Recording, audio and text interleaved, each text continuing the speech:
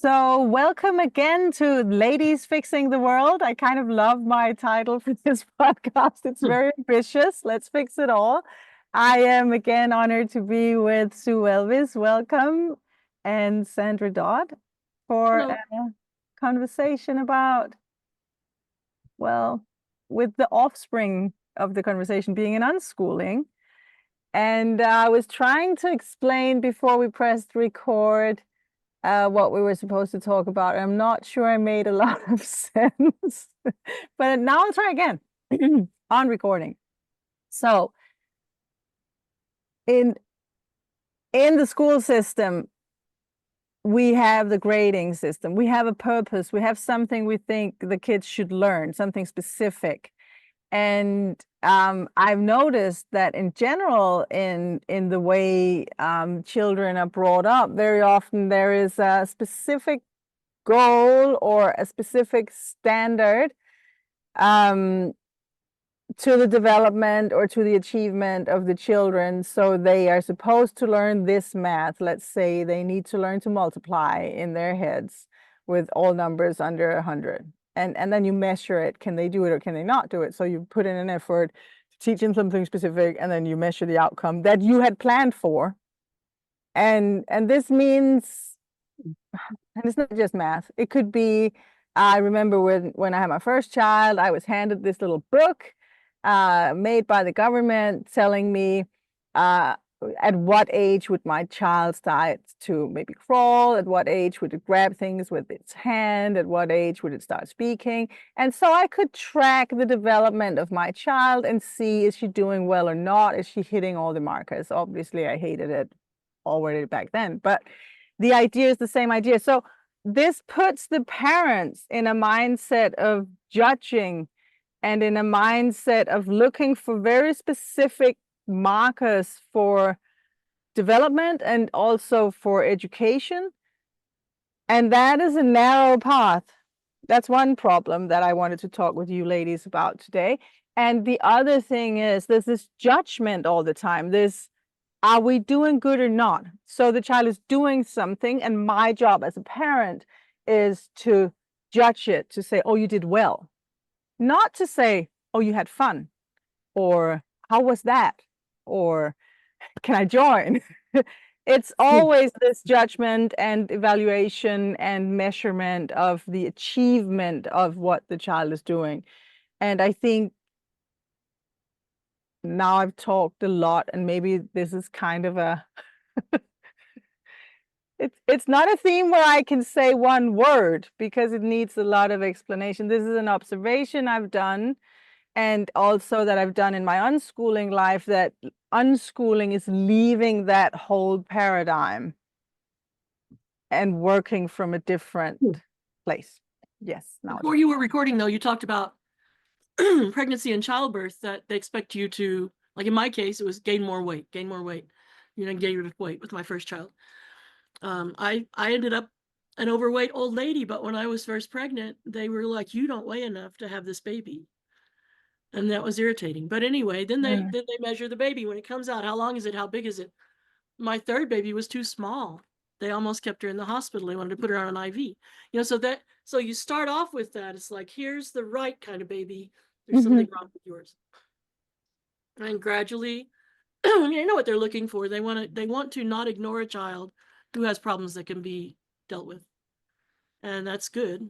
But I think when you talked about judgment, in one of the discussion before in writing, you had said judgment culture. And I thought, it's not a real term. It's not like a term that we need to define or that we credit to anyone. But I think all cultures must have judgments. Because for you to survive in any culture, no matter how small or basic or how big and overblown, there are things you can't do. There are things that aren't okay. There are things that are aberrant or dangerous or disturb others. So I thought that's where we were going with social expectations and pressures. And then now that we're recording, you were talking about multiplication tables. And that's okay because they're cousins. One is more about a curriculum and schoolishness and school requirements, like the requirements of a government for what students must know before they can graduate.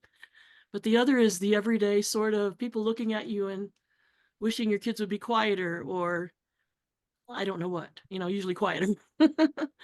Not be climbing on things they shouldn't climb on, not be disturbing the neighbors. So do you want to narrow that down, or is it that wide? Oh, for me, this podcast is as wide as it wants to be, because I think there are many things to explore in all areas. And I hadn't thought about these two things as cousins. Obviously, they are. So within the culture, there's the school. Within this culture, they expect children to, I'll say maybe a culture without school. They expect the boys to be able to hunt, or the girls to be able to carry babies around on their hip, or, whatever it might be. They expect people to be making their own money and not be living with their parents when they're 35. I don't, it's different places. So what we can look at is the fact that wherever you are, other people expect things. Yes. At the same time, I find it dangerous to define before an experience how that experience is supposed to be. I find it dangerous to introduce this almost competition feeling. How young was your child when it started walking? How young was your child when it started reading? That these standards become markers that can make us look for specific things. I understand that if the child never starts walking, we have a problem. Also, if the child never starts reading, but the way I experienced it when I had my first child was quite overwhelming, with accomplishments, things that were quite specific. When the child is 4.5, it's supposed to be able to hold and use a pair of scissors. I can't remember if that was the age, but all of these things had to be lined up as tick boxes in my little book that I got from the doctor. Which meant that if I had not been aware of it, I would have been looking for these things instead of looking for the unfolding of the personality and for the joy and for the staying in the present moment. And I think I realized that I personally grew up with a lot of this evaluation culture around myself, so that my value was, as a person in this life, was being mixed with, well, how good were my grades and how beautiful were my drawings and how well could I play the piano, not how much did I enjoy it. Does that make sense? And I think when they live in the school system, the children, they do things that are planned for them. They have a specific purpose, these things. They're supposed to have a specific outcome. So you hand them a book and you know what you want them to take away from that. It's a little one-sided with math because math is math. But let's say you give them a novel, and then there's this plan. What are they supposed to understand? And then you can do it right or you can do it wrong, but you can't do it your own way. Not for unschooling. For unschooling, you need to get away from that to begin to think about doing it right. So I think if you're still worrying about that, you need more deschooling, that you or anybody who's listening, because unless you've stepped away from the curriculum and the school's expectations, that's a problem. But when you were talking, I remembered that what I was taught in College of Education was about, I don't know what they're calling it now. I just found statements of intended learning outcomes. And that's when they say at 4.5, a child should be using scissors or something. But the name of that can change. But what it is a statement of, honestly, it's not about what the kids learn in a way. It's what will get the teacher to earn a paycheck. Because it never says 100% of these children will know how to use scissors. It'll be something like 70% of the children will learn to use scissors. If that happens, the teacher gets her check. You know what I mean? It's more to, this is our goal, but they never, in anything I've ever read about educational goals, are they after 100% of these kids, except maybe graduation from high school or whatever sort of late teens graduation that country has. That might say you need to do this and that and the other. But I don't think, I think you're not supposed to hold one student up to that list. You're supposed to hold thousands of children in statistical ways, or 30 children in statistical ways. They're more looking at whether their system is working and whether the teachers are working. So that's, if you're looking at those lists that the government might have given you, here are our goals if the kids are in school, that means here's what we hope the schools will be teaching, not if your child didn't learn this, there's something wrong with him. And the idea of being behind in school or behind other kids, unschoolers just really need to let that go, because their kids will probably be ahead and behind, depending what it is. The problem I found comes if you have to be a registered homeschooler, but you want to unschool, so that the school requires you to tick all those boxes for the outcomes. You have a list and you're supposed to mark down when the kids achieve the outcomes. And that doesn't sit well with unschooling.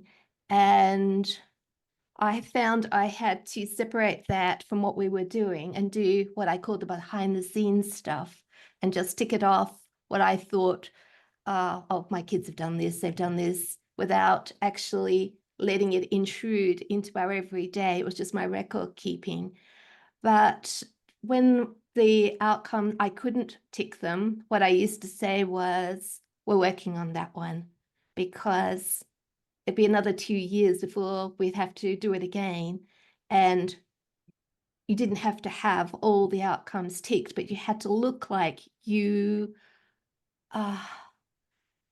were responsible, that you were thinking about it, that you were taking note of where your kids were at a particular age and time. It was all rather a big nuisance to do, because to live the life we wanted to live, we had to conform to the registration requirements.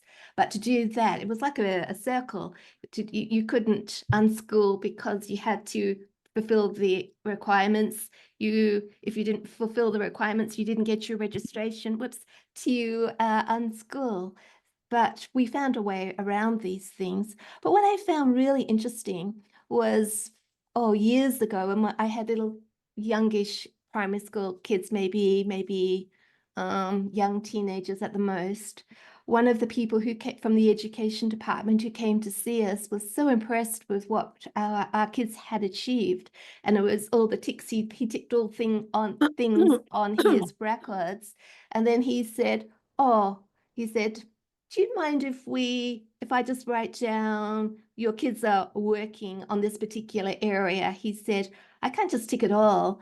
I need something to say that I've looked and your kids haven't quite achieved something. They're working on this. And I thought, well, that's strange. If my kids have achieved it all, they've achieved it all. Why do you need? I think what it was, well, I assume that if you just tick everything, it looks like you've just ticked everything. If there's a couple of things there that you've written a note about, it looks like you have put some thought into it and you've done some evaluation, and it looks, that you have, you haven't just ticked it all. And I didn't care. I just said, do what you like, as long as I got my bit of paper saying that I have another 2 years of registration. Do what you like, and that's it for another 2 years. We'll cheer as soon as you've gone out the door and say, wow, we've done it again. Now let's get back to real life again. So that for us was the problem with conforming to outcomes. But after many, many years, I think we were registered homeschoolers, maybe, I don't know, I can't even remember now, 26 years or so, 7 children. And we never compromised what we were doing because we found a way around that. what I used to do, my behind the scenes stuff. I got really good at record keeping and ticking boxes off, which my kids had no idea about. So yeah, that's where that's how outcomes affected us. Did you ever add things to the list that you had done that weren't on the list? That would be fun. Oh yeah, all the time. Yeah, make the list longer. The things that your Yeah, kids did, well, the school kids didn't. yeah, we did. When my kids used to sometimes write things down, like they used to enjoy when they were little writing their own reports. For instead of having somebody else write it for them, they used to sit there with their eyes glowing. I'm going to write my report, and then write down exactly what they thought was good about being them and what they'd been doing. And that was really good fun because they thought about all the wonderful things they had done and what they enjoyed, and they wrote it all down. I can do this, I can do that, and I've achieved this. But oh yeah, most times my kids were supposed to conform to their school, which is the right word, syllabus or curriculum? Curriculum, I don't know. Do whatever the schools are doing. But most times they did things outside that, which were a whole lot better. So yeah, you didn't do the book report, but they blogged and they wrote about books on their blog, that type of thing. So I don't know how it is now, but for a long time in Pennsylvania, they were very strict, and a certified teacher had to come and review each family. I don't know, once or twice a year. And one of the reviewers was an unschooler, so that helped. They knew to ask for her. But one of the options by the law there was you could keep a portfolio. So you could either keep your tests, you could test the kids and keep the tests. And that's what a lot of school at home families would do. It would be a portfolio of by subject matter, papers by, art history, book reports. But what the unschoolers were doing even before there were blogs was keeping a scrapbook. And the scrapbook would have photos. They would have the ticket to the thing they went to the zoo or the museum or the concert or the event, whatever, Renaissance fair, a state fair. And then it would have photos of what they did or flyers of what they had done. So it was really it was cool for the kids to look back at later too. And when you look at that, how much a family could do in one day at a special event, a special place, there's just no denying that there was learning. You don't even have to say what they learned. Like we went to SeaWorld, exactly. all this. One family had more than one family, but one family that I knew had reported they weren't in Pennsylvania. I'm not sure what state they were reporting to, but they had gone out on a sailboat. I lived on a sailboat for months, and had a map before they had gone and stuff. Things like that. That must, if the parents are seeing it as a record of what they've done instead of just a report for the state, then that helps the parents to unfold and unschool too, to deschool themselves, so that they're better the next time at seeing what the kids could be learning without even leaving the house. But there was a family of rabbits they watched grow up, or there was a robin's nest outside a window, or they got a new video game and made a map of Las Vegas or Washington or whatever the place was in the game was a real place. And so they looked at real maps. That I've seen all those things happen, and at some point something usually causes the parents to snap if they haven't already and go, oh, I see it now. The learning doesn't look like school. Well, we did something similar. It's that scrapbook idea by using Evernote and putting together a digital, what I used to call our family journal. I had a real turning point at one time. I was really resentful about the fact we had to keep records and we had to keep account of the outcomes. And then one day I thought, well, if I turn it around slightly and look at it as, can we do this task so it benefits our family? Can we call it our family journal instead of homeschool records? And can it be something of value to us? Can we record all our adventures together, write down all the books we've read, photos that we've of places we've been, conversations we've had so that we can look back at it. And yes, the education department can look at it and say, oh, look, I can see that your children can write. I can see that they're progressing in this area. But what we would look back on is, oh, wow, do you remember that wonderful day when we went to this particular Clear. place? And, oh, do you remember that book we read? And that type of thing. And yeah, we called it our family journal. I think it's amazing. I wish I did it. I remember in my early days of unschooling that I would also do some tracking of what we did, maybe I wasn't even really unschool.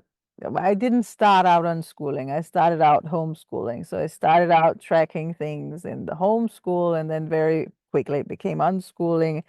And I was tracking what we were doing, but to me, it became this translation of what we were doing into the school, the education version of it. So, and I noticed that it kind of skewed my experience and my unfolding with the children, that I became slightly focused on what could I write about this while this was happening, and maybe I would push it to be a little bit more something that would be worthwhile writing down.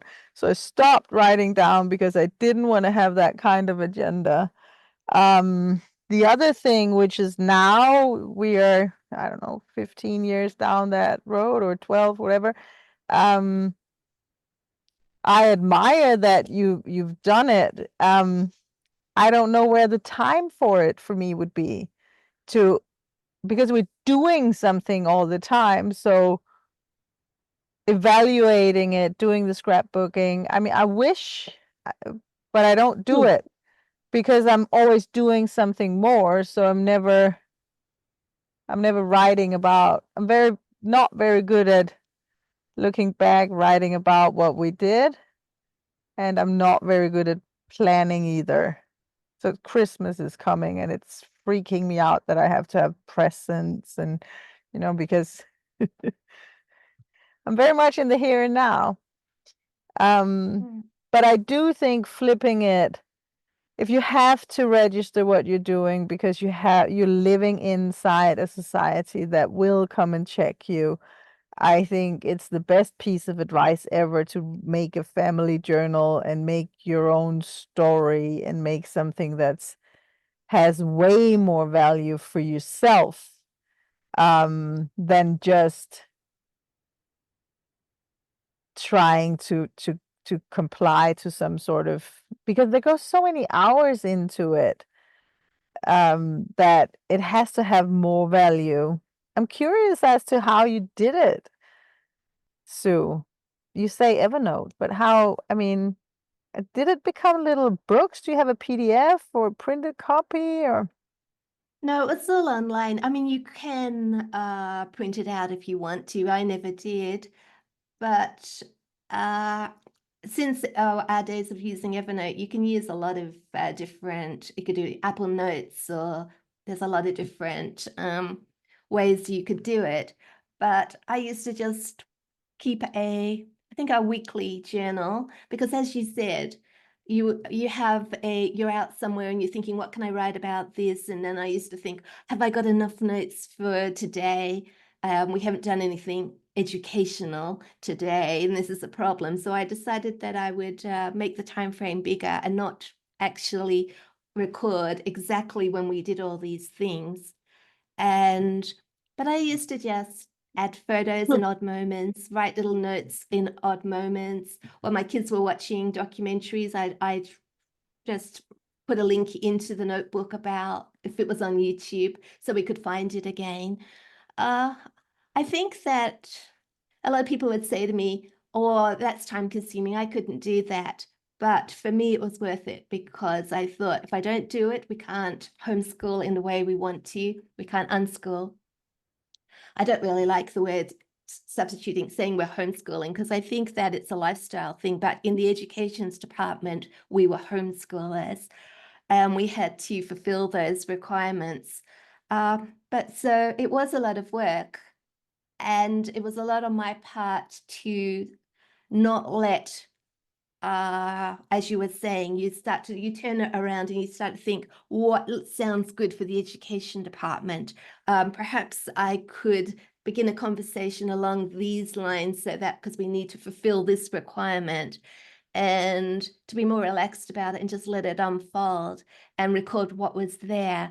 But not that I didn't go away and think, oh, look, we went out to this place today. Perhaps I can find some information online for my kids and just say, hey, kids, you know, we went to this reservoir today. Did you know? Are you interested? And sometimes they say, oh, yeah, well, Mum, I'm really interested in that. And other times they say, nah, we've had the experience, we've been satisfied, we don't really want to know more. But I guess, Cecilia, you find the same sort of thing as you're traveling around the place. You must have those sort of conversations where you're sharing knowledge between you, you're researching things that you've seen, but you're just not writing it down, whereas I would write it all down.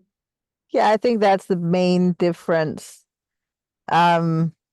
And also, as I don't have an agenda, a learning agenda, I more have a curiosity and excitement about things, and so does my children. Um, we just follow whatever comes up, kind of thing. I recently had a little bit of agenda when we were going to the Tower of London because, well, basically because it was so expensive. I was like, well, maybe we should prepare a little bit this time so that we know what we're looking at, because we're putting all this effort into going to this huge city and getting there and you know, buying the tickets beforehand and waiting in line and making sure we have a packed lunch, all the things. So it'd be kind of nice to know what it is, what's the big deal. So we did do a little bit of preparation, but usually we do it the other way around. So we go somewhere, something happens, we see something, and then we explore it afterwards. And sometimes we don't explore it. Sometimes we just move on and have a sandwich. Afterwards lasts a long time. Yeah. Afterwards lasts for years. So Yeah. just because they don't review it with you within the same day or two, 10 years, 30 years later, when they see something about it, they'll go, oh yeah, I was there. I remember seeing that room, or I know what they're talking about. Actually, we were just at an art museum. I can't remember. It was the Victorian Albert, I think. And we talked about another art museum, which is the one in Palermo in Italy, in Sicily, where we had this very fun experience of walking through the galleries, and it was mostly landscapes, paintings of landscapes from the 17th, 18th century. And my kids walked in and they looked at the paintings and said, I've been there.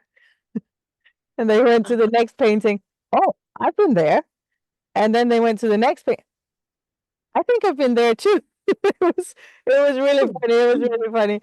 And that's true. Many of the places where on the paintings were places where they had been many, many years before. And of course, it's a lifelong thing, and that's also why I can let go of it and say, okay, you stared at whatever architecture or whatever, and at some point in life maybe that will be a part of a piece in your jigsaw puzzle of things you need to figure out. And so I'm not that worried about studying the things we see in our travels. Our travels is just our lifestyle. It's the thing we like doing. Like, some people like other things a lot. We like moving around.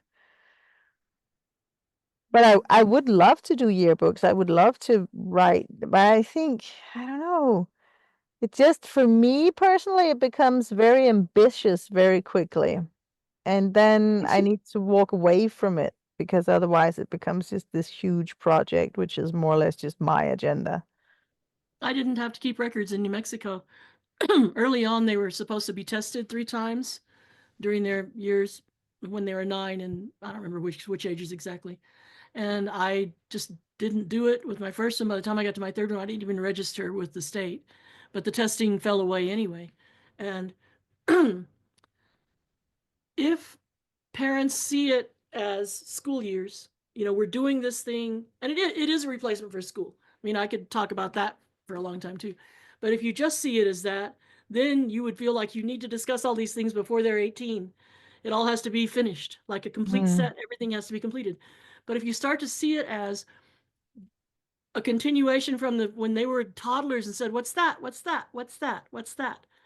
If you see it as a continuum from that till when they get so old they're starting to forget things, you can be much calmer about the timeline and about whether you review a museum or an activity. If you don't, in the absence of state requirements, it's easier.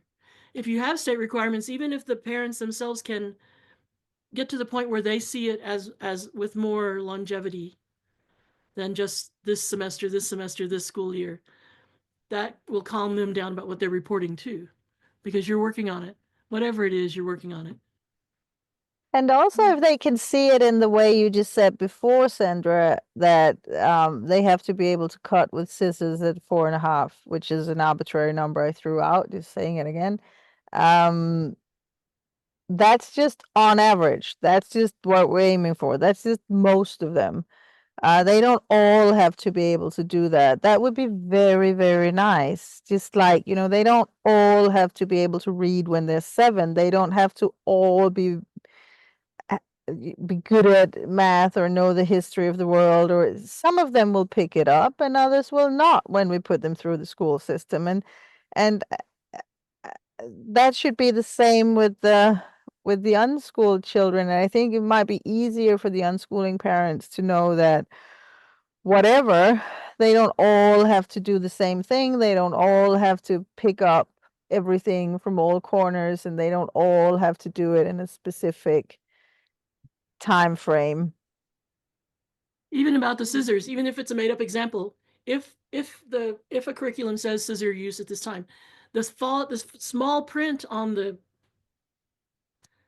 what's the word for lesson plans, on the lesson plans that the teachers have been given or have written, it's going to be small motor skills, following directions, safety, things like that. Like there are sub parts of scissor use for the school's purposes. So they have a big checklist longer than the parents see of the things that they're looking at. They want to see if that child has the ability to do something fine with fingers. Because if they can't, it might be a sign of a disease, things like that. There's more going on at school that unschoolers don't need to know about. They just need to, they can step away from that and not worry about the age and the scissors, I think. Because if a child can put Lego together, that covers most of what scissors needed, except for the safety issue, I guess. If they don't pinch themselves in the Lego. Well, unless they leave the Lego out where you walk at night when you need the bathroom and you step on it, that's not So fun. you don't let them have Lego? I do let them have Lego. I was joking. I hate stepping on Lego. It hurts. I was trying to make a joke. I like those words. They're working on it. If you're going to talk to somebody official, because there's certain skills that you hope your kids are going to pick up along the way, like reading and writing, but at different times. And I remember my second son, well, my first child was a daughter, and she learnt to read really quickly by herself. And I remember when she was 6, she was reading all the Anne of Green Gables novels by herself. And I was just so obnoxious. I thought I was one of those really obnoxious parents that threw that into the conversation. Yeah, my daughter's reading Anne of Green Gables. My daughter's reading Anne of Avonlea, and she's only 6. And all the people around me probably thought, oh, what a terrible friend she is. Amore's boasting that my kids are doing this, they're doing that. And I thought, what are they doing wrong? Why aren't their children reading like my child? Yeah, I was obnoxious. I had something to learn though, because my next one was a son. And at our first registration visit when he was 6, he wasn't reading. And I thought, well, what's wrong? Why isn't he reading? And I thought, well, it's all right. It's all right. It's the first registration visit. Nobody expects him to be reading. I won't be able to show off and say, my son's already reading, but he won't be behind because he's only 6. They don't expect 6-year-olds. That's the beginning of homeschool registration. So I was all right then. And then over the next 2 years, as the 2 years disappeared, and just before the next registration visit, I started to panic because he still wasn't reading. He loved books, but he wasn't a fluent reader. And then I thought, well, what am I going to do? How am I going to explain this to the registration person when she comes to visit me? And I thought, well, my plan is that I'm going to say, he's working on it. He's not there yet, but he's working on it. And he enjoys books and he listens and we read together. And I made a big long list of things that he was working on. And it was really funny that a week before the registration visit, he came to me and said, Mom, can I read this book to you? And I thought, oh, look, he can't read, but I'll sit down and listen. And he just read it straight through. He knew it. And the registration person came in when he was 8 and he was a fluent reader. And maybe he wouldn't have been, maybe I would have had to have gone till 10, but I learned a lot then about confidence as well as patience, that our kids all develop in their own time, but we have a role as parents to maybe stand up for our kids and recognize them for who they are and not push them into somebody else's idea. So they don't have to be who somebody else says they should be at a particular age.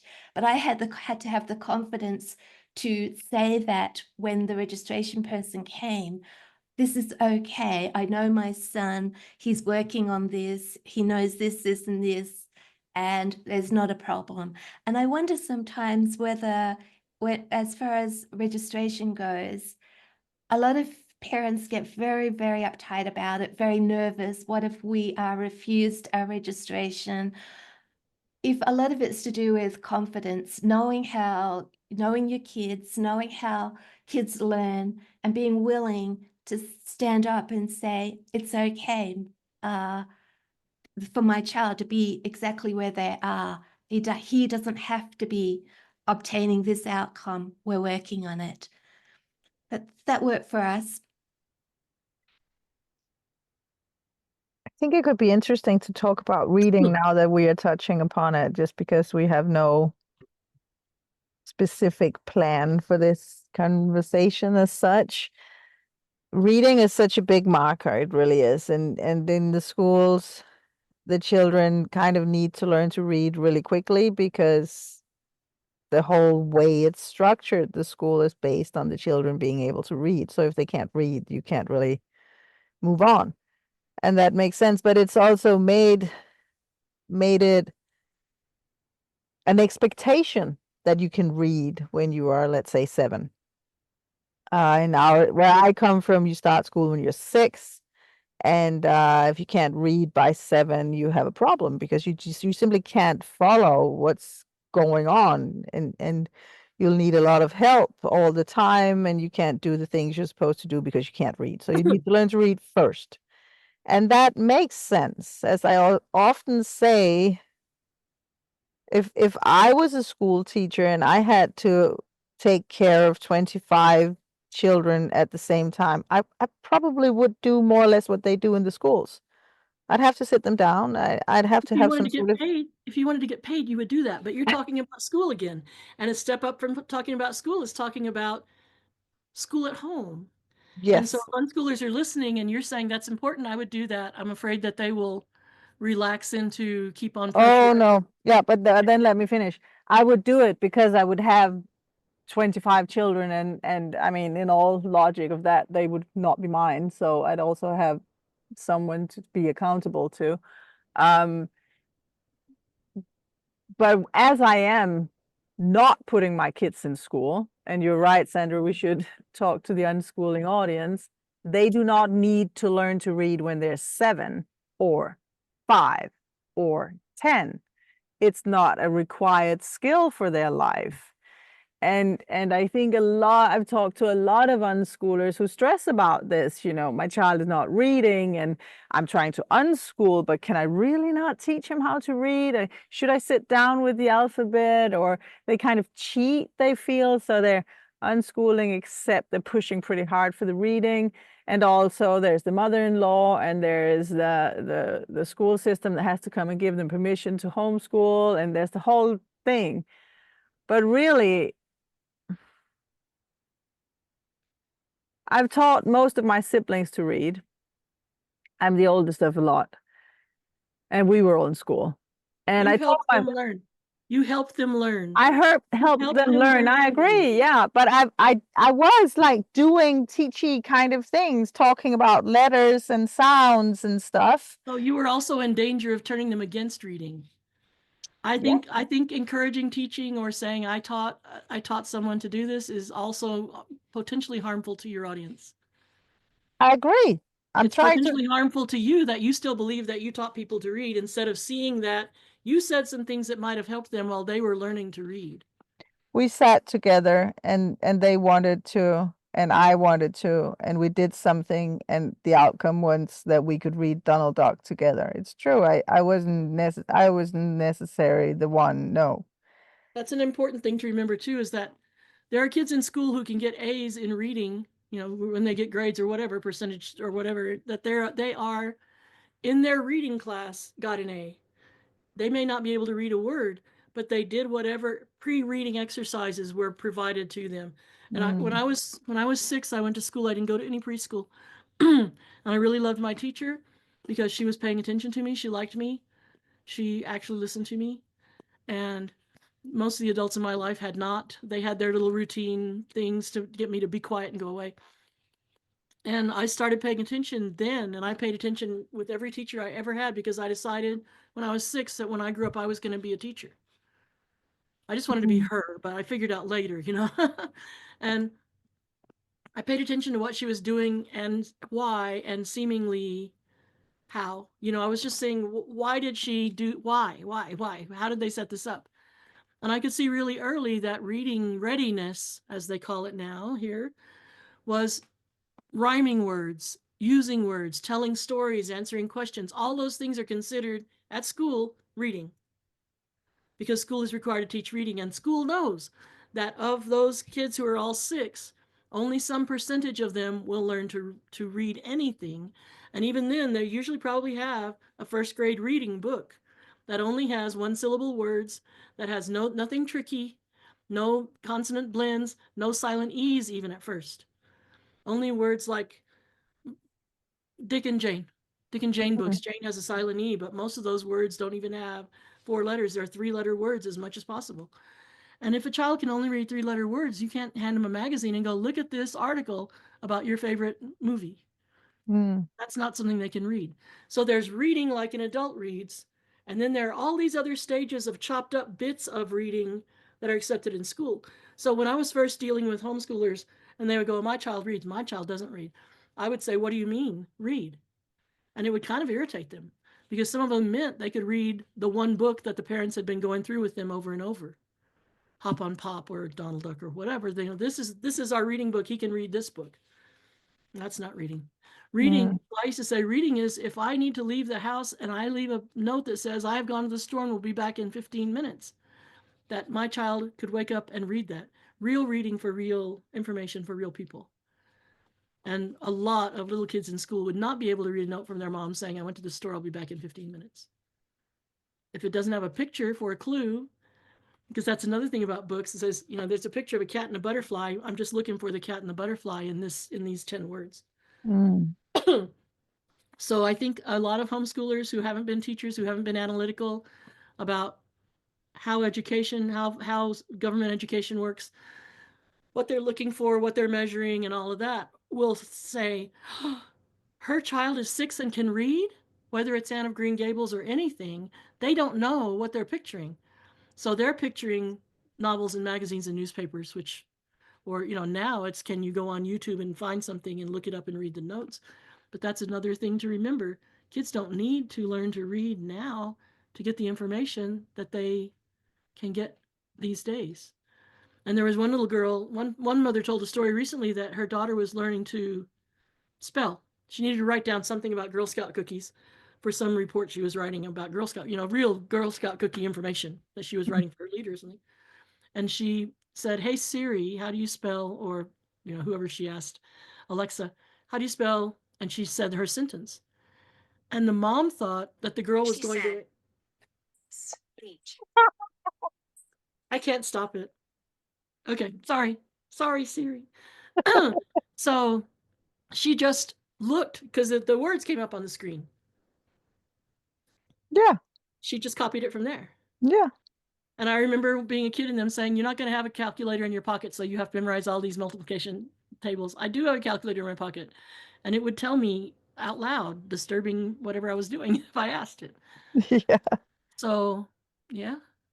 So that's part of my story that about reading and teaching to read and letting go of my agenda of my children and my siblings reading was that my second child, so my first child learned and my second child refused to learn, and then it became my first step into unschooling. My first child was in school, as you know, so my second child was not in school and he couldn't read and he didn't want to learn to read and he refused to learn to read, and he was actually 14 before he started reading.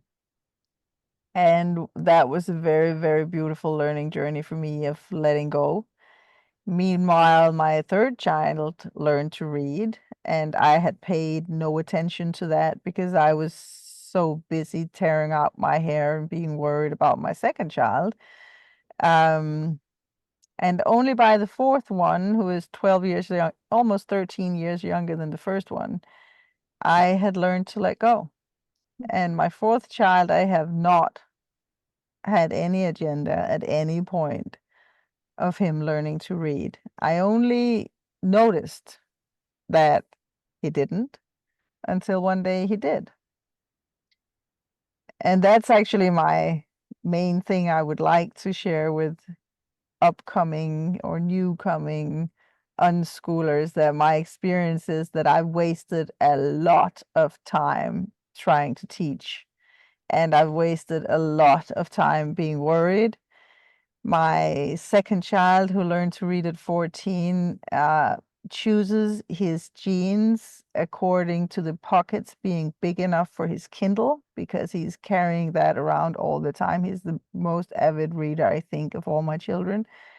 He hasn't been able to stop. And as Sandra said, there are so many other ways of getting information these days. So it wasn't like he was suffering in any way before he learned to read. And I see today also that he has developed some skills that I think he developed because he couldn't read early. Reading is a cheat sheet in a way. It's a way to know that you can forget because you can just flip back and read it again. But if you can't do that because you actually can't read, you have to pay attention to what you're learning. There are a If lot you of want. stories on my site about this sort of thing. And one that I really like is Holly joined Girl Scouts. I think she was 9. And so they had a Juliet Lowe, the founder of the Girl Scouts, Juliet Lowe Day. And some of the girls did presentations about Girl Scouts in other countries. And they assigned Holly China, which is goofy because China doesn't have Girl Scouts. And I told her so. I said only Hong Kong. So Holly's like, how that they said. And they had also told her to color the flag blue. And I said, the Chinese flag isn't blue, it's red. So Holly's thinking I'm not very respectful of her Girl Scout leaders, and I wasn't. But she finally did look up, girl guides in Hong Kong, which did still exist because Hong Kong was in transition. And she couldn't read. So I helped her find the things. We went to an international grocery and found some Chinese snacks, common children's snacks in Hong Kong that might be put out at a party, and she took those and shared with people. But for the speeches, they went up and stood at a podium and spoke. And the girls who could read, who were 9th graders who were reading at a 4th grade reading level, which is sort of 2-syllable words, blends and silence are okay, but no 4 or 5-syllable words. So they're up there. This one girl couldn't even pronounce Juliet Lowe. She had written her report from encyclopedias or Girl Scout handbooks or whatever. She wrote down what she was going to say. She couldn't read it back out. She was stumbling, reading phonetically things that she herself had written. Holly couldn't possibly do that. She could have written, and we used to write. She would dictate stories to me, and I would type them, and she would illustrate them, and she could read those, but that wasn't really reading. That was reciting what she had written. So she went up and gave a talk about how there weren't actually girl guides in China because China didn't allow it. But she's talking about a little bit of the history of Hong Kong as a English colony, and they have girl guides from those days. They still have. It'll be phased out, and she knew these things of this little minor story. And just spoke it. She looked at the audience and she said what she had to say, and she knew what she was talking about. And so that day I looked around and thought, reading is not helping these other kids today. Because none of the other speakers were good. They were all reading from a piece of paper badly. Yeah, it's interesting. My son Kirby, the oldest, he didn't read. We didn't have much I tried 3 reading lessons when he was little, 2.5, and I quit because I was trying to impress my mother-in-law, and it wasn't working, and it was making him very, very sad. I was bribing him with Ninja Turtle figures that cost. Oh God. I quit doing that. I poor guy, gave him a break and I let it go, but he was learning a lot from video game magazines that he would get. At first he just looked at the maps and the pictures, but he started reading the captions. And I heard him when he was maybe 16 in a larger group of mostly older people were over at our house playing D&D or something like that, magic cards. And they needed directions read. And he read, I overheard him from the next room reading to people. One of them had a college degree. They had all finished high school. And here he is, an unschooled kid. He was reading perfectly well. He could have been a newscaster. He was reading with inflection and clarity. He could tell which words to emphasize. And it wasn't a performance. It was informational. They needed the information. He gave it to them. They said, okay, good, let's play. But I remember being impressed that day because I've heard adults even reading for Audible, reading books for sale will say A when they're reading. And then we saw a horse. No human being speaking English naturally says A for And there is no accent where they say, I saw a horse and a butterfly and a car. Not A. But people who are reading out loud will say it like they learned it in 1st or 2nd grade because they don't have the concept. They don't have the principle that reading aloud is that even reading from writing is to reproduce that language. That writing is a way to preserve language in an odd form, in a dried up form that can stay there for a year or 100 years or 500 years. And then someone can pick it up and bring it back out into the air alive again, living language. But for many people in school, reading aloud hasn't resulted in living language. It's resulted in awkward sounding out. So I've seen that avoided with most unschoolers. Sorry, Sue, go ahead. No, I was just thinking you were saying about you wanted to impress your mother-in-law maybe. And I think that can be a problem that we'd want to impress. Like I was influenced by my daughter who could read at 6, who was a very good reader at 6, and she had comprehension as well. She talked about it all. She understood what she was reading, and she could read it out loud to me. And that was impressive. And that made me feel good. I'm doing a great job here as a parent. And also I haven't got my kids in school, so that I've made a good choice here. I'm doing well. And it was about me. And sometimes I think that if we can separate how we're feeling about it and concentrate on our children, have confidence in them, and let them develop in their own time without worrying about what other people are saying about our children. And that's the difficult bit, isn't your child reading yet? And if we can say, no, he isn't, but he can do, he's, as we were talking about, he's a good speaker, he remembers stuff. Even if we don't even want to give a case that he's doing other stuff, we can just say no, and have confidence that our children will develop in their own time. And then I was thinking about, if we don't do this, if we get worried and start to be influenced by what other people are saying to us and thinking, then our kids might pick up on that as well.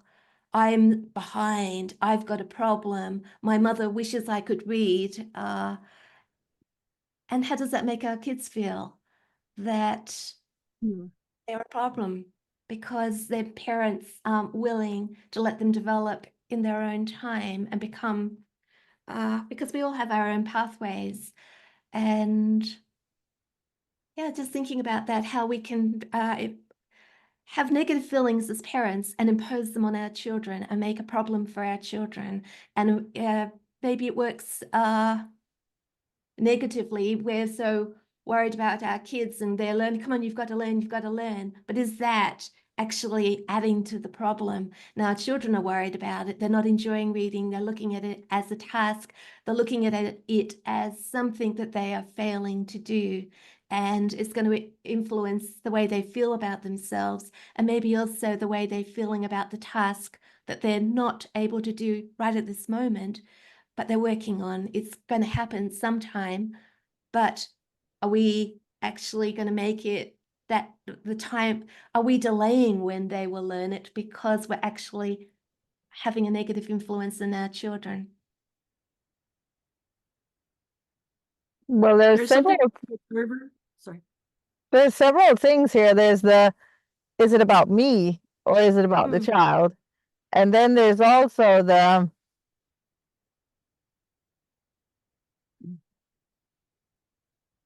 pushing and not pushing, the evaluation.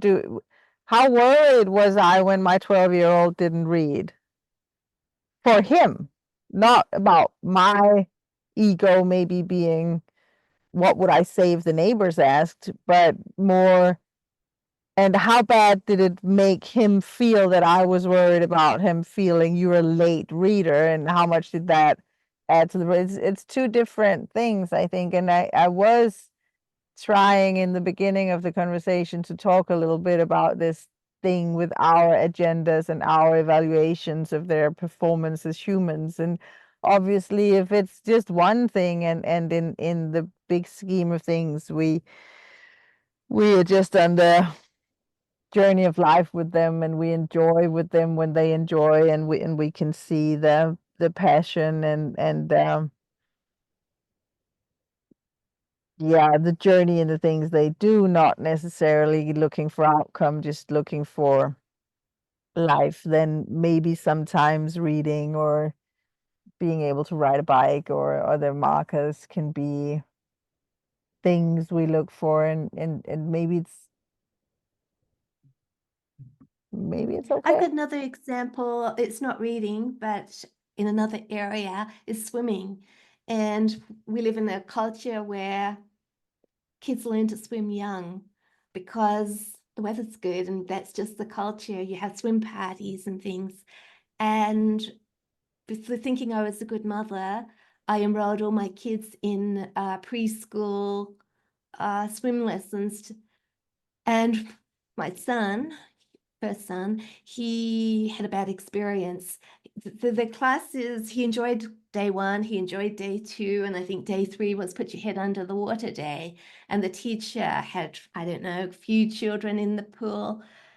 And she insisted that all these little kids, I don't know, 4 or 5-year-olds, would put their heads under the water on that particular day. They had to do it because she had her program. And the next day, once they put their head under the water, next day they moved on to something else. And he got frightened. And he did it because, I don't know, but he wanted to, like, I was encouraging him. I feel really bad about it later. You know, you can do it, you can do it. He did it. Put him off swimming for years.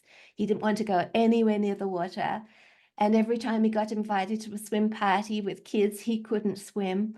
All the other kids were in the pool having a great time, and he would be clinging to the edge. He was a non-swimmer. And I remember when he got to about 12, he came to me and said, "Mom, I would like to learn to swim." And so I went to the local swim school. I explained his history of swimming and got the most fantastic, gentle teacher. And with his cooperation, he learned to swim. And it was just such a fantastic achievement that he wanted to learn, and he'd faced his fear, and he has somebody on his side helping him. And it was one of those life skills that he was so glad he had achieved. But the point was that for those intervening years, he was put off swimming because of somebody pushing. And I wonder if something like that would happen in other areas like reading or writing or whatever. If we push too hard at the wrong time, we turn a task into something, or a skill into something which might be advantageous to acquire, or even fun to acquire, or interesting, and we turn it into something that is frightening or a burden, or you've got to live up to it. It's not purely something you want to learn anymore. It's got all these other things attached to it, which turns it into something formidable, something that's not enjoyable anymore. It's interesting, I think, the fine line. I'm dead sure that the reason my second child didn't read until he was 14 was resistance. It was because we were pushing. When we decided that he could be homeschooled, well, my husband and I both made mistakes. I felt that this child was not necessarily cut out for school and that he would be overwhelmed by school once it was time for him. My husband didn't want to homeschool. So I thought, okay, the least I can do for him is to teach him to read, because if he can read before he starts school, then he will not be overwhelmed by school and by the task of learning to read and how hard it can be. So I pushed. Bad idea. I cannot recommend it. And then we decided to homeschool, but my husband panicked and said, okay, you can homeschool. At least I can handle that you'll homeschool for the first 6 months, maybe a year. But then you have to teach him the things they would have learned in school. So I had to teach him. Well, I didn't actually, but I tried frequently to do homeschooling around the kitchen table. And the reason we became unschoolers pretty quickly was I failed. It didn't make sense. But I did push for reading. And I know that for a fact that the reason he didn't read was because he refused. He was if you're telling me to read, I will not. If you're telling me to jump, I will sit down. And yes, we can completely ruin it, like the swim class could ruin it for your child. And where's the I mean, with reading, I am nowadays 100% sure that it's very hard to stop children from learning to read. They will read. They live in a culture of text. They live in a culture where there are so many written things that of course they learn to read. They all learn to walk and they all learn to read. There's no stopping it. So it's a complete waste of time and a potential threat to their reading journey to try to push them. We can answer a question. Yeah, they say when they're little, what's that? And you say that's an apple. And then they say, what's that? And you say that's your grandmother. And at some point they say, what's that? And you say that's a bee. And you know, it's not like it's not toxic, but on the other hand, having the agenda and pushing for it and doing all this teaching that I've done with my siblings and I've done with my first children, I thought it was my job. I really did think it's my job to make sure my children read. Now that I'm older and wiser, I know that was a waste of time. They will learn to read. And also equally with the swimming, I come from a swimming culture in a different way from you, Sue. I come from a country where you cannot be very far from the ocean. I come from a country of 400 islands. So there's a lot of sailing going on, and everybody learns to swim. When I was a child, swimming was in the schools. We learned to swim. You have to be able to swim. You have to be able to survive falling out of the boat. That's basically it. It's cold. We don't swim for fun and no one has a pool. But you have to be able to swim. That was just a golden standard when I was a child. I hated my swim classes with a passion. I hated everything about it, and I still don't like swimming to this day. My children have learned to swim when we have lived in houses with pools. I haven't taught them. I haven't, but if they have, if they have access to water to swim in and it's fun, they learn. Same thing with reading. Even if there's not trauma or pressure or fear involved, there's something called the observer effect. I think it's only been known since the 1960s or 70s. And they talk about it in psychology and in biology too. Even in biology labs, it's things are different if the subjects are being observed than if they're not.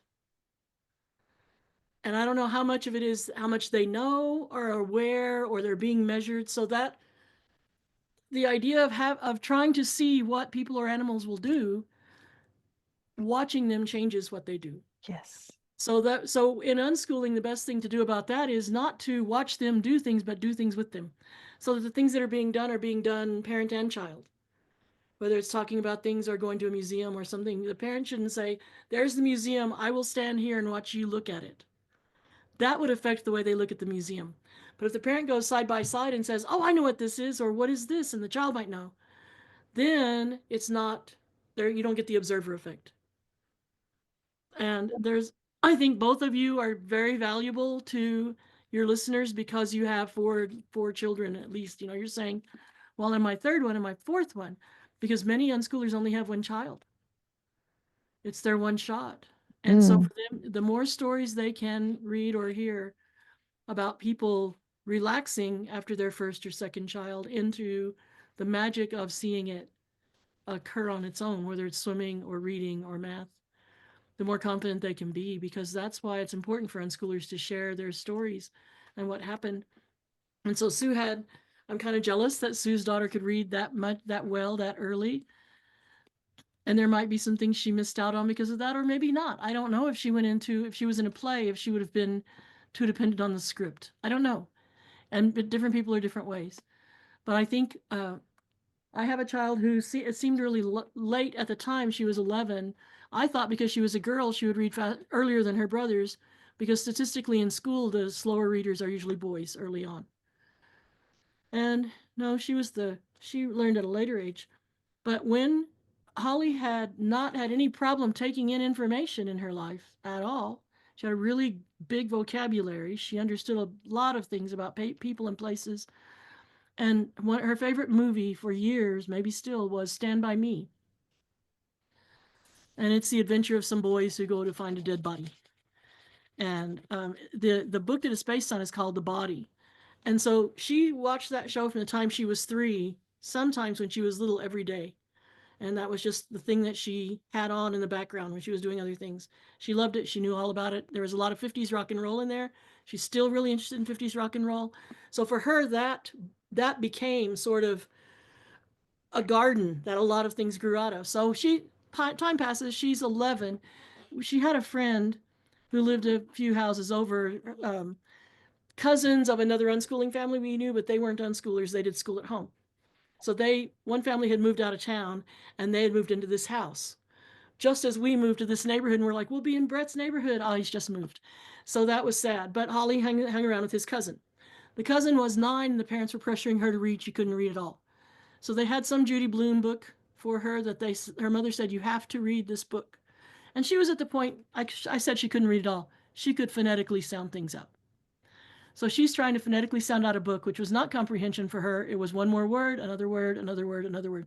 So she was getting nothing out of that book. Holly wanted to play with her, and she said, I can't play because I have to read a chapter. So Holly said, I will help you so we can play. So Holly said, read to me.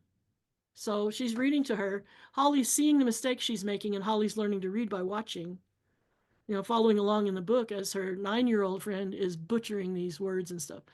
So Holly gradually, to help her friend, is learning to read so that she can play. Well, Holly, finally her friend is tired of dragging herself through this book, and Holly wanted to know what was going to happen in the book, so she finished it. So I bought Holly a copy of the book at the used bookstore. She said, we're reading this book, but can you get me a copy? So I did. So she read that one, and she read one more by the same author. And I think those books are usually read by kids who are about her age or a little older. But those were her first books. And then from the same bookstore, she said, "Do you think they have a copy of The Body?" And it's a Stephen King story, a Stephen King novella. And I said they might, but I don't think it's a book by itself. I'll see. And it's one it's one of 4 or 5 shorter stories in a. It's not that short. It's a novella, so it wasn't long enough to print it as a freestanding book. And so I went and bought that for her, and she read The Body. And it's not written for little girls. And she got everything. And I used to teach English in school. That's what I taught. So language arts, literature, and all that. I've seen hundreds of kids. Plus, I paid a lot of attention when I was growing up. So I've seen thousands of kids come up against that. Like, read this, analyze it. Let's talk about what it means. What was the author thinking? All that kind of stuff. And a lot of kids never want to do that. It's like, look, I read the damn book. I'm not writing a report. Or, if I write a report, it's going to be stupid. And don't ask me any more questions. They just have that. They get to the point where they think reading a novel is torture. It's horrible. It's school. They can't wait to grow up so they never have to read a book again. Holly said, "Oh, this is so cool, Mom, because when he's writing the things that the kid wrote, in the book, they show it visually. The author, the narrator is one of the kids. So he's talking about when he was a kid and he was a writer. And in the book, there are these, like, I think in the movie, they may only show one of the stories. So they show it as a story. But in the book, it's written. And she sees the difference in the styles of writing for him pretending to write as a kid. And then the narration picks up again. And she came to show me that. And I was so impressed that she saw that and that she wanted to talk about it. Also, as she's reading it, she's saying, I can see why they didn't put this in the movie because it would have been really hard to film it. Or why do you think that the movie had this part? And I said, because they could do something visual with it. In the book, it's just somebody was thinking, telling you what somebody thought. And so after that, Holly loved, well, at that point, anything she read that was a movie, she had already seen the movie. And that's the way she read the books. People who read the books first and then see the movie, they complain and complain, and they're very sad that the movie wasn't true to the book. But Holly, because from 3 to 11 had been still picking up information from stories, from being read to, from watching movies, TV shows, when she saw that some of those are based on books, she was very accepting and patient and forgiving about what you can't put into a movie. And the book might have taken, if you put every detail in, 4 hours to make a movie. But if you just want to make a 90-minute movie, what parts do you keep? It didn't ever make her mad that they had left things out of a movie, which I think is a great emotional advantage in life because Oh, yeah. I was the kind who was like, oh, this stupid movie. They could have done this. But Holly didn't have that. And was so calm and mature and analytical. And me knowing what they teach in school, that their comparison contrast, all of the years of comparison contrast, thinking and reporting and logic, ding, on my mental checklist, done. So Holly sort of jumped from non-reader to, okay, that'll do you till 9th grade. That gets you through, ready to start high school. I didn't tell her that, but in my English teacher heart of hearts, I knew that she had just from reading that book and comparing it to the movie, had just done years of what they hope that kids in school will do. So it wouldn't have happened if I had pushed her to read earlier. And she was my third. So I'm saying again, for the people who are listening who only have one child, try to benefit from the sorrows and mistakes of other unschooling parents who wish they hadn't pushed a kid. Except for Sue Elvis, whose child didn't give her the chance. Raced ahead and started reading novels. So, Yeah. But I think that set me up for expecting all my others to be exactly the same. So it was problematic because then I began to worry about what was wrong with my other kids or what was wrong with me. So I had that delayed if she'd been your only child, understanding of how reading helps. Sorry, I missed that. If she had been your only child, you could have just basked in that pride for life. So I could have done. So if someone only has one child who learns to read early, just think what you want to think about it.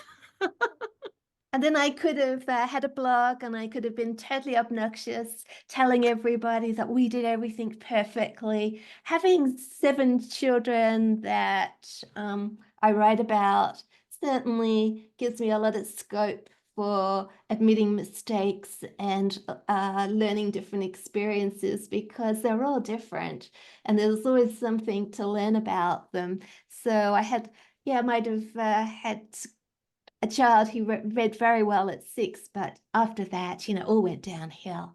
And then I'm not saying it all went downhill with my kids, because of course, all our kids are very individual. They all have their own talents.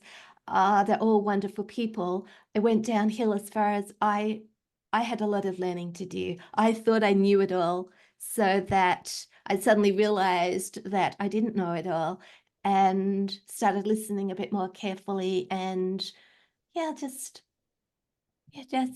reading, and just spending more time with my kids. And I think that a lot of we're talking about where our kids should be at a particular age, and it's listening very carefully and seeing what their needs are at a particular age as well. Some will have that need to read and others won't. They'll have a need to do something completely different. And then there are times, I think, when we feel that our kids do need to do something, like they do need to learn to swim because we're going on this holiday next year and they need to be able to swim. And then it all gets a little bit complicated when we bring in our own expectations and heap those upon our kids.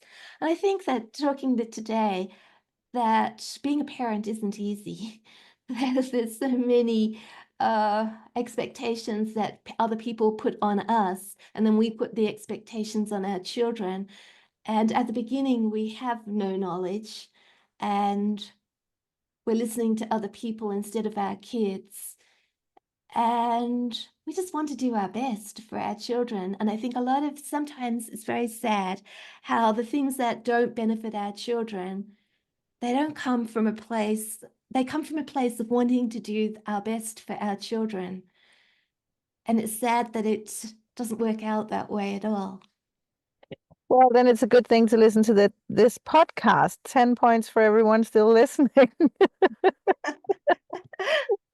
No, but really, I mean, let me walk in front, but behind you two wise ladies with all the mistakes I've made. Oh God, I've made a lot of mistakes. And I mean, I usually say all parents love their children, and most of what they do, they really do it with the best of intentions and to the best of their capacity. And in that respect, they should be forgiven. But really, it's a fine line to just want the best for your children, and between that and just making these mistakes, and for me it's really been a mirror to become an unschooler, to understand when do I have an agenda that's actually helpful for my child. Reading, if we can keep talking about that for a bit, I think it's a big deal, and I think a lot of reading is being destroyed by parents and destroyed by teachers and destroyed by the agenda of getting them to read early. Reading is also a theme where as soon as they learn to read, they are told what to read. I don't remember which of you said, because I will admit it, I'm getting tired. Talking about this, that you have to read, it was Sandra, I think, you have to read this book at school, and then you have to write a report, and you can't wait until you're old enough to get out of school and never read a book again. I come from a family of avid readers, both my mom's and my dad's side. We all read books all the time, and have big libraries, and enjoy literature and talk about literature. It's a big deal. And of course, this part of life, literature, I would love for it to be part of my children's life. I feel they would really miss out if they're not reading books, reading novels and poems and plays and all these things. It's a perspective. There's nothing like it. On the other hand, if I am to judge whether they read a book that is behind a movie they saw, or the judgment of the literature and my agenda with what they are supposed to read. I remember my first one, she learned fairly early. I think it was funny. She was a school child. Started school when she was 6, and the day she was 6 and started school, she said, "Now I'm in school. Now I can read," and it was true. Then she could read. In the beginning, she read the same book 11 times, and I was a little, "What's up with that?" Not that it wasn't really a problem. And then maybe within the first year, she read a specific novel, and I just talked to her yesterday, and she was reading it again, same novel. She's now 25. And she said, "Yeah, this novel, I tend to read it every 2 or 3 years. I just really like it. It's like comfort food for me. I read this novel." And she has this thing with her journey with literature that she just likes to read the same novels over and over. And who am I to judge that? I think it's really is a problem that first we push and push and push like crazy, and we make them hate it by pushing so much, and we make them feel stupid, and we spend so much time worrying and pushing and being annoyed or not annoyed. But I mean, we could have done so much better with our time than trying to teach children to read who don't want to read, or who are not ready, or who just doesn't enjoy at all that we're doing this pushing. And then the moment they learn, we tell them what to read, and now they have to read all these things they don't want to read. That doesn't make any sense. What if they just want to read? I said the word just, so I'm not going to complete the sentence because that would be judgment. Me and my siblings, we learned to read Donald Duck.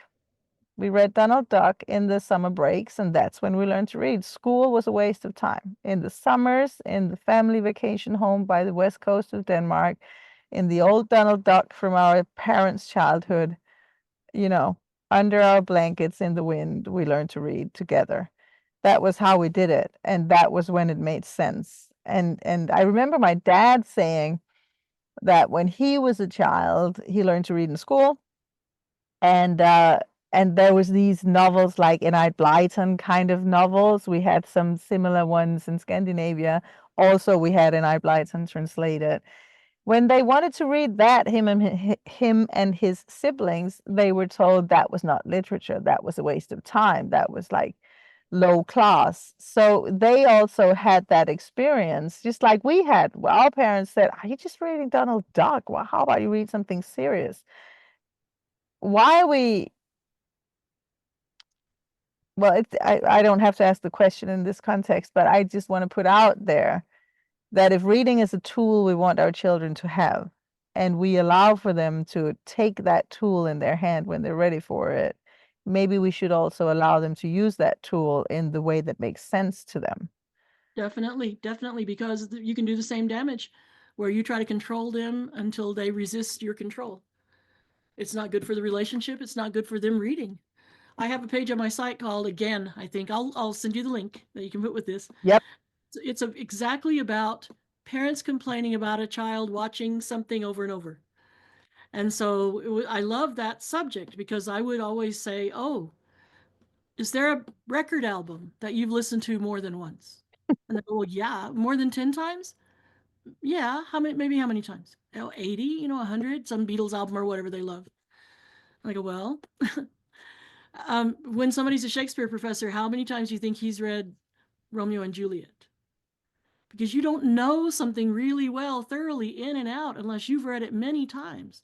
Nobody, I don't care how smart they are, how good they are at. My husband's really great at watching a movie once and knowing all the characters' names and what order things came in.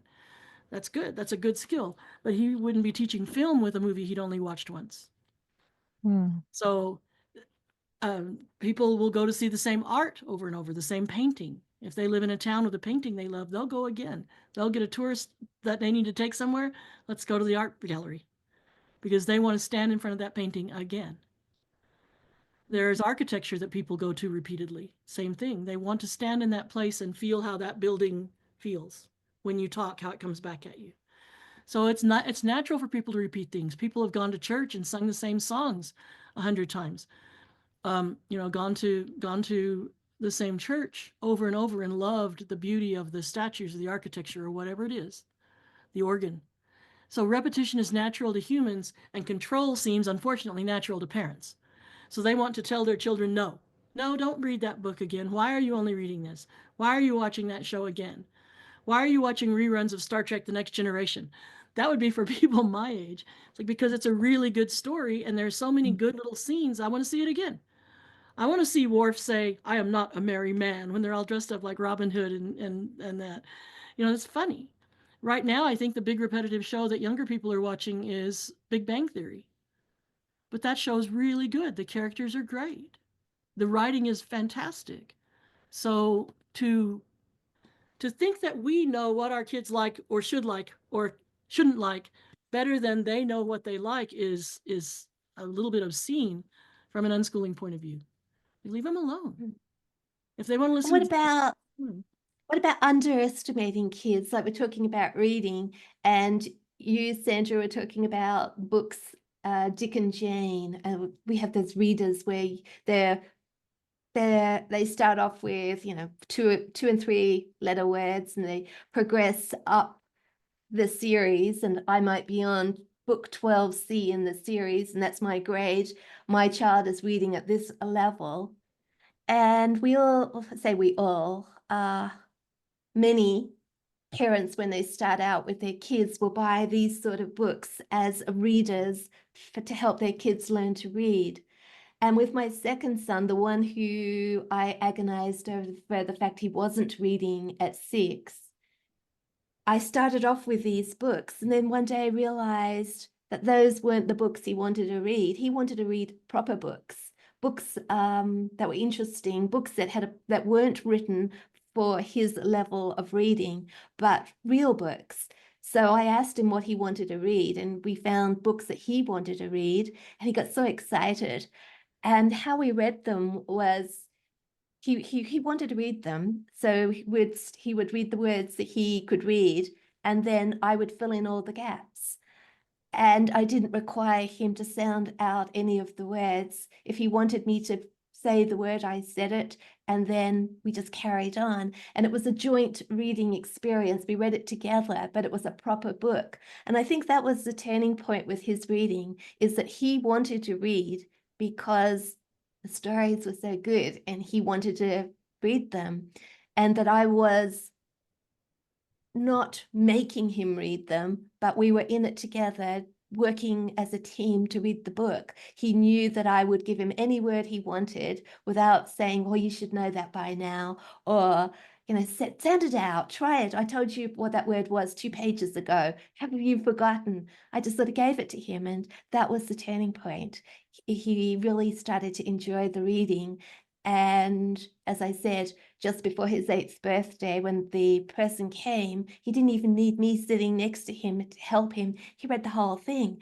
And yeah, that I think was the deciding factor on his reading, was he read what he wanted to read, which wasn't readers designed for his reading level. We had a lot of those books for the beginner reader. Mostly because my husband was writing. He's written 22 of them.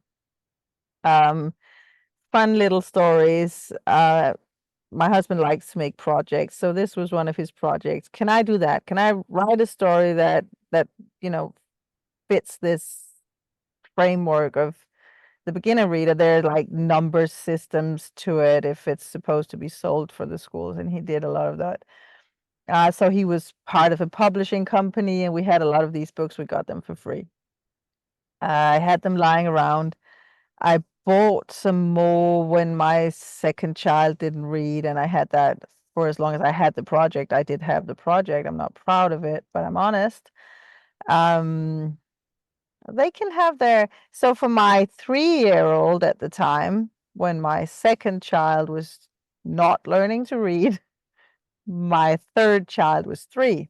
She picked them up and learned to read by herself because they were lying around, because I was trying to push another child to learn. I'm not even, I think anything with a good story, anything with a nice drawing, anything with text it could be the I'll be back after 12 sticky note on the fridge. It could be signs. It can be, there's a lot of chat going on in computer games nowadays. There's a lot of text messages. There's a lot of words everywhere that kids will read when they learn to read. And there are many different reading journeys and many different things they can pick up when they start reading, if they start reading literature. Some of them never do. Some people never read literature, and that's, I don't personally understand it, but there are lots of things I don't do that other people are passionate about, so it kind of makes sense. I think the important thing is that we don't make judgments, and we don't even make judgments about the, what did you say in English? Was Dick and Jane? Right. They can Yeah. So of course it's dead boring, but I remember once in my schooling journey, I read a book. I simply hated reading it. I had that experience Sandra talked about where I just couldn't wait to get out of school so I would never have to read that book again. And I was an avid reader at the time. It was in high school. I was maybe 17, and I had to read this book. Today, I would consider it a quite good book, but it wasn't voluntary. It was my teacher who said I had to read it, and I literally fell asleep every time I had to read that. I sat down with it and I fell asleep. I could not read it. I could not read it at all. And after we were handed this book, we got a month to read it, and then we were supposed to, discuss it and write about it and stuff like that. I just could not read it. And I sat down in the canteen and I talked with my friends, and I said, you know what, guys, I can't read this book. I fall asleep all the time. And lots of them had the same experience. I actually had to order it at the local library, pretending to be blind, to get it as an audiobook, because back then, you didn't have Audible, especially not in Danish. It was really, really It's hard. hard to go in and pretend to be blind, isn't it? I'm joking. I pretended I was borrowing it from my grandmother who had I'm trouble joking. seeing. No, I couldn't pretend I was blind, but I had to jump through some hoops, is my point, to Right. be allowed to get this book as an audiobook, because I had to read it to pass the class. But it was, Nowadays, it's easy. If a child needed to read a book, even when I was in college in the 1970s, I had a hard time reading Shakespeare. I would just get lost. I didn't pay attention to who was on stage and that. So I used to go to the fine arts library and they would play them on records. There's somebody in a booth. You had in the paper from the card catalog, and they go and put the records on, and I would read along. So now I have professional English actors reading to me, and they have sound effects like a radio show. If the wind's blowing, the door's open, doors slam shut, whatever. You got a clue who's in the room. And it was better to hear somebody who knew what it was supposed to sound like, knew what it was supposed to mean, to read it to me. yeah. And I wasn't wasting my time reading excellent and stuff like that, stage directions that really didn't make that much sense to me. So nowadays, I wonder if Joe Isaac in Australia is keeping some stats. She twice has gathered stats and made graphs of what age kids learn to read. I can link that too if you want. I can send Yes, you. please. And I think that could potentially become a later year. I mean, nowadays I think it could skew older, because even the people who are listening to this, instead of reading about unschooling, I think people at a lot of ages are doing more listening than they are reading. I am lately. A friend of mine just lately gave me a book, and I went, oh, that's great. It's got pictures. I can't sit and read a book anymore. My glasses aren't good enough, or I just don't have the ability to sit still that long and not comfortable. It's too big a book for me to read in bed, right? It would fall on me. So I who have read badillion books and was kind of a reading addict kid who would have a book under the desk, I don't anymore. But I listen to podcasts. I'll look things up. I'll read supplementary material. I'll go and look up, I'll read Wikipedia, or I'll go and read historical documents, letters, or studies about something. But my primary these days has been discussion too, podcast, and books on. I started to say books on tape, but tape's long gone. But audible audiobooks. Mm. How Sometimes about I buy the book watching? actually because I want to take notes. I want to write in the margins or something. If it's a nonfiction, sometimes I buy it to mark or find passages. The other day I bought a Kindle edition so that I could quote a section, because we had been having a discussion on my Facebook page about whether everybody gets the chills from music. If you hear some music that you really like, give you the shivers. It turns out that that's not universally so. There's some unknown percentage of people who don't ever. And my husband's one of them, but I didn't know that till recently. So we were talking about that. And then I'm listening to a novel, and there's a long description of someone who went to her very first concert, classical music concert. And she describes getting those feelings, and just described really clearly by a good writer. So I really needed to quote that. I didn't want to transcribe from listening. So the written word now has become secondary to me in a way. I mean, I still write fast and I like to write, but not everyone ever did. Some people never did. To me, it has different purposes, and I find I like sobering up and finding my focus to concentrate on reading a book. I rarely do so in an actual book. I read on my Kindle or my other e-reader, and recently I've actually begun reading on my phone, because the new update on the iPhone, or maybe the one before, you can press and hold a word. Did you know that? And then you can look it up right away. Yeah. There's no, I have to type it into Wikipedia. Right. I get The definition Wikipedia. pops up. And because I speak several languages, my phone apparently know that, so they give it to me in different languages even. So, and that enhances my understanding. I read a lot in English, but it's not my first language. So sometimes when I look a word up and I get an English explanation, it's not really coming deep into me, and it's just Can you so set nice. that? Can you set it to translate? Well, it does so spontaneously. I don't know. I mean, I very often get, when I look up a word, I get an explanation in English, obviously, as it's an English word, but then I also get an explanation in Spanish randomly, because I also speak Spanish. And then I get an explanation in Danish, and then I get the Wikipedia post, and if it's an object, I get a picture of it. So it's just wow. so wow. And I'm reading A Tale of Two Cities by Dickens right now. It's a very complicated language for me. I'm not that fluent. There are lots of words. It's an old book, so it's just so useful. So I actually just read on the phone. What I don't like about that is that I can't do the marking of, like I would do in a margin, or if a physical book, or in my Kindle I could mark passages. I can't do that in that app. But yeah, I think the format of reading in any way, and actually also reading we don't use Audible, we use something else, but some of the books, the literature books that I'm reading, I can read them with my eyes, but then if I have to get up because maybe I want to go for a run, or I need to cook a meal or something like that, I can switch and just continue in my ear. So it doesn't really matter whether I read with my eyes or continue with my ears. But I do think, and I don't know, maybe this is another discussion for another time, that I've noticed over the last years that my ability to focus is something I have to work on.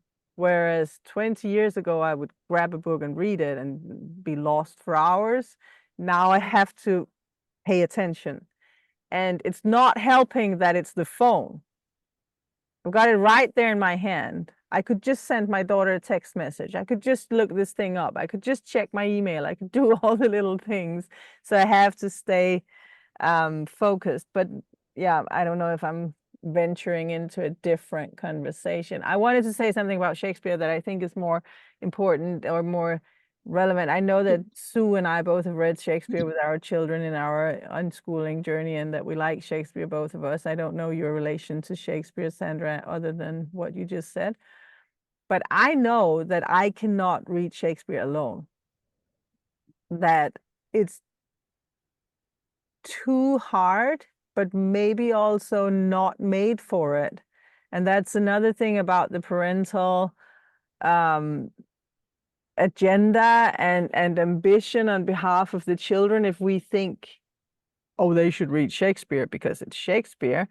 Yes, but how do you really want to experience this? If I'm passionate about Shakespeare, which I happen to be, I am so because I find the stories epic and I find the language really funny and rich and poetic. But I can only unfold that in real life with other people. I have never in my entire life read Shakespeare alone. It And it doesn't make any sense to me. I have to play it out. We can be 2 or 3 people, so we play several characters each, or we can just be 2 persons reading it out loud together. But it's not for me. And I like to say this because it becomes very ambitious if we're having this discussion on reading and unschooling, and suddenly we're saying Shakespeare's here, Shakespeare there, Shakespeare again. My fellow unschooling parents might go from being chill to being very ambitious again, and it might put a pressure on. And I think reading should be fun, and it should be something we like doing, and it should make sense. And yeah. And we made a mistake with Shakespeare at the beginning by just getting a book, and we did read it in parts. But the turning point for us came when we actually started with the play rather than the book. So that I can remember we first watched, I think it was Kenneth Branagh's Hamlet. And Kenneth Branagh, he just brings those words alive. And all of a sudden, what words on the page didn't mean anything, but watching Kenneth Branagh say them in the context of the play, it just, oh, wow, that's what that means. And I think Shakespeare's meant to be watched. Yes. And yes. And when it's you not hear, meant to it's be not just you read. heard Kenneth. It wasn't just Kenneth Branagh, it was seeing who he's talking to. So when they're acting it out, he's looking at somebody and you can see who overheard it, because that's all really important in Romeo and Exactly. Juliet. Who heard this? Who knows this plan? Who knows We who's do. We love words, and Shakespeare is full of wonderful quotes that, we used to write them down and then use them as insults and things. We had a rule in the family, you could never insult anybody unless you used a Shakespearean insult, because that was fun. And so we loved the words. But what we also used to do was turn the captions on sometimes so that we could read along when we wanted to. So, because sometimes the words go a bit fast, or Yeah. they're so fluent in it that you miss some of it. So instead of looking at our books and then looking up at the screen, we just watch it, we have the captions on screen. But after, we're talking about rereading, re-listening, re-watching things over and over again. And I think we've done that so many times with Shakespeare that you become more familiar with the words, and each time you understand a little bit more. And I think our enjoyment started coming when I realized that we didn't have to understand everything on the first watch or the first view, that we could just absorb what we could absorb. And then next time we watched it, we would get something a little bit more, and then watch a different production, different actors, a different, as you were saying, Sandra, about which scenes have they cut, which scenes have they put in, how have they adapted, how's this new production adapted Hamlet's play, what costumes, and the conversations we used to have spontaneously by just watching Shakespeare together, comparison, evaluation. Did they have a particular slant for a particular reason, like Henry V? Now, Laurence Olivier, I think they cut out a lot of the negative scenes for the British because it was produced during the war as a bit of propaganda, and that was the slant they had on it. But in the Laurence Olivier, the thing that they do really wonderfully is that it starts off on stage, sort of clunky, bad staging, not great actors, and in the play, in the text of Henry V, they're doing that. They're saying, imagine large armies, imagine a huge field. And so that gradually moves out from the stage to a movie, and then at the end it turns back into the stage gradually, which is really awesome, because that's what Shakespeare says for the audience to imagine. And so they did it visually really beautifully in that one, in that Laurence Olivier. Otherwise, that's not my favorite, but I love that part of it. Otherwise, Yeah. Kenneth Branagh all the way. I think we have Exactly. to link to the specific versions that we've been talking about. I've not been watching a lot of Shakespeare movies, actually. We just read the books. I couldn't read Shakespeare in college, even though I was an English major. I wanted to, I needed to, and I had grown up reading the King James Bible. So if any of that thou hast, didn't bother me a bit. I could read it just as well and comprehend it as well as modern English. But I just couldn't catch the rhythm and the characters. And furthermore, if you see something like Henry V, the Kenneth Branagh version, there are characters who have accents that I had no idea. There's a guy who's Welsh and a guy who's Irish and a guy who's Scottish, and it matters in the story. They're Mm, comic characters. If you don't get it, you slide on by, but they're insulting each other about their cultures and the mm. stereotypes. And I couldn't have read that right.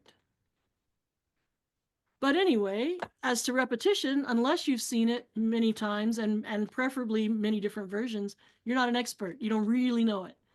And so I think that's true of any kind of art, music, literature.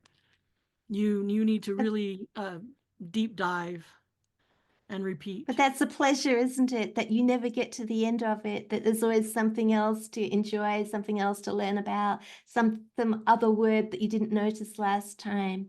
That's the pleasure of returning to things more than once. And also about as we change as well, that you've probably all had the experience of watching things that you saw when you were younger as an older person, or listening to music. And sometimes it's good and it brings back good memories, and other times you think, oh wow, what did I ever enjoy in this?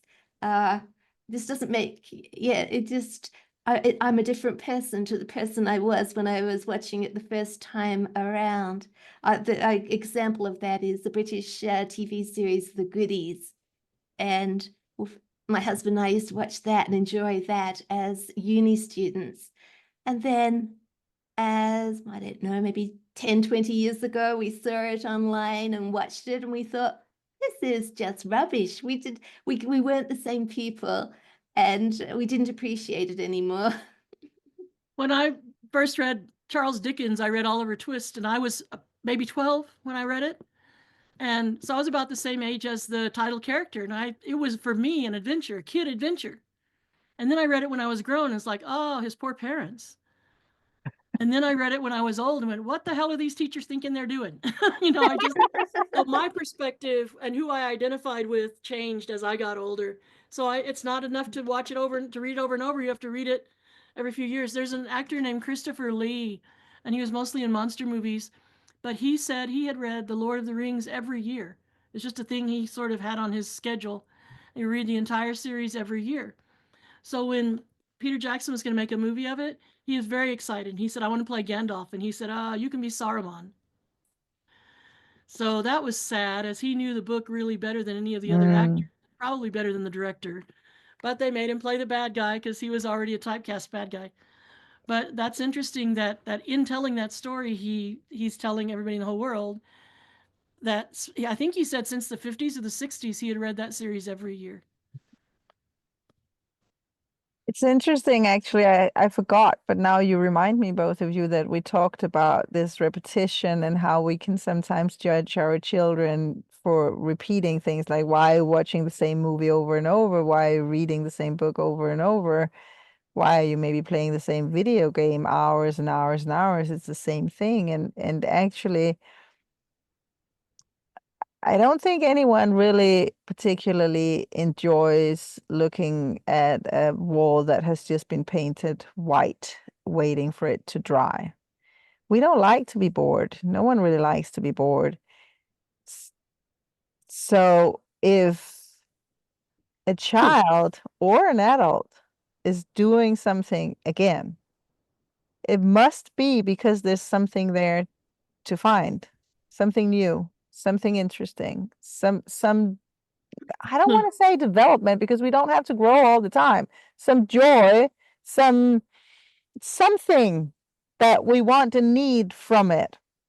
And as you People will said, play the same golf course. People will go to the same golf course again and again and again. You've already played this golf course. Yeah, but I got to go play golf. mhm, Or tennis. People will play tennis when they're already good. You're good enough to beat just about anybody. Why are you still playing tennis? You've done it. Why don't you stop? mhm, But they like the feeling. They like the running around. mhm. My husband and I, very many mornings, will play an old video game from, we have a Nintendo 64, and that's all we use it for. Or maybe it's a Super GameCube. I don't know what we have. I'm sorry to all the Nintendo people. But it's Dr. Mario. And we've played it for years, since our kids were little. It's a pattern game. And we will sit and play that, play 3 games of it, and just talk about our lives. We used to have a hot tub, and we sit in the hot tub and talk, but we don't have the hot tub anymore. So now we play Dr. Mario. We've played this game, but we're both equally good. We don't know who's going to win. Neither one of us is having to slow down to let the other one catch up at all. And we're cutthroat. And other people come over and watch us, and they don't even know what we're doing. It's like, wow, oh wow, I didn't know how to do that. Like, we know how to take the little piece down and up and turn it in, like spelunking. And so it's just fun for us still. It's a thing to do while we're talking. There's a game I've played for a long time called Plants vs. Zombies. I remember playing it with some kids in India. One of them was doing nothing but showing me where the money and the suns were that I needed to collect. She would point at the TV. It was on a big TV. The other boy was analyzing zombies coming. He goes, this guy needs one more of these. They're like advising me about what I plant. And as a team of 3, it worked really well. And I thought, this is a good game for 3. So I've been playing this game. I don't know how long. I don't know how long it came out, but that was probably 15 years ago. I was in India. I don't know. 11, 12 years. I had been playing it for a long time then. I still play it by myself. Sometimes if nothing else is going on, I will pull that up and I will play a couple of favorite scenarios. There's dark, there's water, there's all kinds of stuff. And I will play one that I know I can win, but what if I can do it faster than last time? So for me, it's almost like a meditation. It's a thing I can do. I know the optimal plants. So sometimes I handicap myself and don't let myself use one. That's an experiment. But sometimes I use the best plants I know and just see how fast I can do it.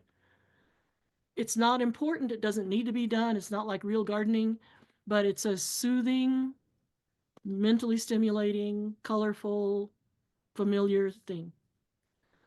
And I think sometimes with it, any kind of life, I was going to say with unschooling, sometimes kids need a big, exciting new day to see things they've never seen. But that makes them tired and then they have to sleep a long time. But sometimes they might need a day where nothing's new, where they're at home, they're watching things they've seen before, and you fix them food that you know they love that they've had 100 times before. So And you have sometimes that nothing, something's very familiar and soothing is restful and healing, comforting. and then you think you have nothing to write in that report. That day was wasted for your report. And actually it was not. Yeah. Man, we've been around a lot of things. My 2-hour mark is up. And as I am on the side of the planet where it's getting late, I will admit I'm becoming tired, though I love these conversations. I didn't know it was that long. Sorry. Thank you. No, don't be sorry. I'm really happy. I'm just saying I feel it now. And what I also feel, randomly, I can share this with you. My husband was kind enough to turn on the heat in the van before I started recording, but apparently he just put it on, keep going. That's too hot. So I'm tired and the heat is just knocking me out. And also we've been recording for 2 hours. So I think we should not try to round it up because we've been to so many corners of amazing, interesting things to talk about. But maybe just say thank you for sharing your wisdom with me today. And I'm looking forward to next time we talk. Thank you, Okay. Cecilia and Sandra. As always, I enjoyed the conversations with you. It's been amazing. Thank you.